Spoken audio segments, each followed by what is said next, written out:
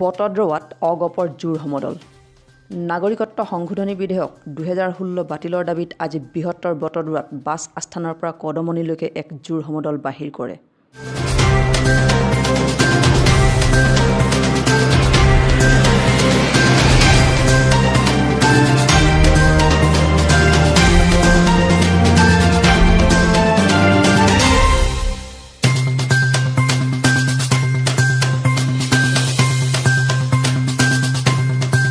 বজাৰ পৰা বাহিৰ হোৱা সমদলত বটদ্ৰৱা সমষ্টিৰ অগপ দলৰ সাধাৰণ সম্পাদক নজৰুল ইছলাম, সভাপতি জয়ন্ত বৰাকে আদি কৰি প্ৰায় শতাধিক অগপ নেতাকৰ্মী উপস্থিত থাকে।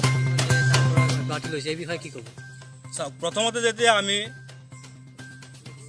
পাৱাৰত নাছিলোঁ, ৰাইজে আমাক উভৰাই দিছিলে, তেতিয়া আমি ভাবিছিলোঁ বিজেপি চৰকাৰক আমাৰ অসম চুক্তিখন আখৰে আখৰে ৰূপায়ণ কৰিম বুলি কৈছিলে, প্ৰতিশ্ৰুতি দিছিলে আমাক, আৰু ৰাজনাথ সিং ডাঙৰীয়াও আমাক কৈছিলে। সেই চুক্তিত আমি গৈ পেলাই বিজেপি চৰকাৰক সমৰ্থন জনাইছিলোঁ।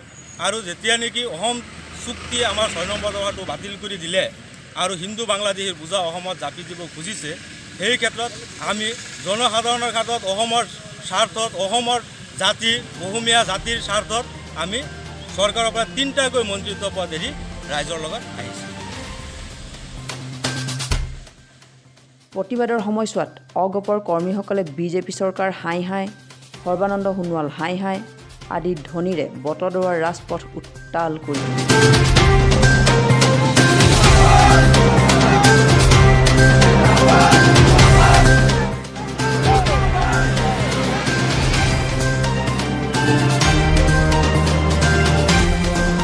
আনহাতে ডিগবৈ আৰু বৰডুমচাটো শাসকীয় দলৰ বিৰুদ্ধে নাগৰিকত্ব সংশোধনী বিধেয়ক গৃহীত কৰাক লৈ হাতে হাতে জোৰ সমদল লৈ বিভিন্ন শ্লোগানেৰে অগপ নেতাকৰ্মীসকলে ডিগবৈ আৰু পেঙেনী বৰডুমচাৰ ৰাজপথ কঁপাই তোলে। কাৰণে অসমৰ 855 জন শ্বহীদ হৈছে, নিৰ্যাতিত হৈছে, তাৰ কাৰণে বিভিন্নজন ধৰ্ষণ হৈছে, বিভিন্ন জনৰ কষ্ট ফল ভুগিব লাগিলে, যাৰ ফলত আমি অসম চুক্তি পালো।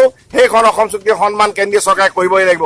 সেইখন চুক্তি এদিন ভাৰত চৰকাৰৰ প্ৰধানমন্ত্ৰীৰ উপস্থিতিতেই 1985 চনত হৈছিলে, আৰু আজি কেন্দ্ৰীয় চৰকাৰে আজি পুনৰ এই চুক্তিখন বাতিল কৰিব লাগিব। এইকাৰণেই সেইখন অসম চুক্তি কাৰ্যকৰী কৰিব লাগিব, আৰু এই অসম চুক্তি কাৰ্যকৰী কৰি অসমত থকা যি অবৈধ বাংলাদেশী আছে তেওঁলোকক চিনাক্তকৰণ কৰিব লাগে আৰু বহিষ্কৰণ কৰিব লাগে। আৰু আমাৰ আন্দোলন কোনো ভাৰতীয়ৰ বিৰুদ্ধে নহয়, এই আন্দোলন কোনো বাঙালী মানুহৰ বিৰুদ্ধে নহয়। ইয়াত থকা বনেফাইড যিসকল প্ৰকৃত ভাৰতীয় মানুহ, এই ভাৰতীয় মানুহসকল যাতে অসমৰ মাটিত এই ভৌগোলিক সীমাৰ ভিতৰত যাতে সুখে শান্তিৰে দুবেলা দুসাঁজ খাই জীয়াই থাকিব পাৰে, তাৰ কাৰণে এইটো সংগ্ৰাম।